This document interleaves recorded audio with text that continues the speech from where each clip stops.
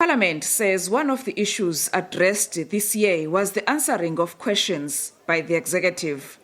It reviewed its rules and gave Speaker Nosiviwe Mapisa-Nqakula power to reprimand ministers who fail to answer questions adequately. For years, there has been an outcry from the opposition benches that ministers don't answer questions satisfactorily.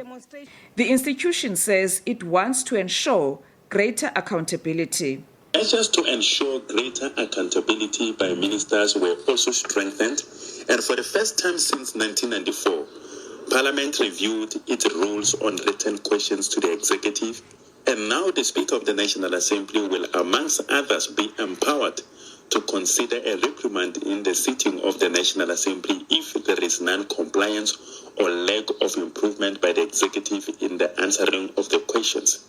The institution also says it also passed legislation aimed at intensifying the fight against gender-based violence and child abuse.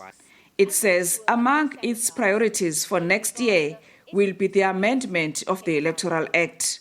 Last year, the Constitutional Court ruled that independent candidates can stand for national elections. It gave Parliament a deadline of June next year to make the necessary arrangements. The National Assembly, on the other hand, has prioritized the processing of the three bills: the National Health Insurance, the Expropriation Bill, and the Electoral Laws Amendment Bill. With regard to the Electoral Laws Amendment Bill, which must be processed and finalized before 10 June 2022 in terms of the Constitutional Court deadline, this bill is scheduled for introduction by the Department of Home Affairs to Parliament early next year. President Cyril Ramaphosa will deliver the State of the Nation address on the 10th of February. This will be followed by the Finance Minister Enoch Godongwana's budget speech. Lula Mamatya, SABC News, Parliament.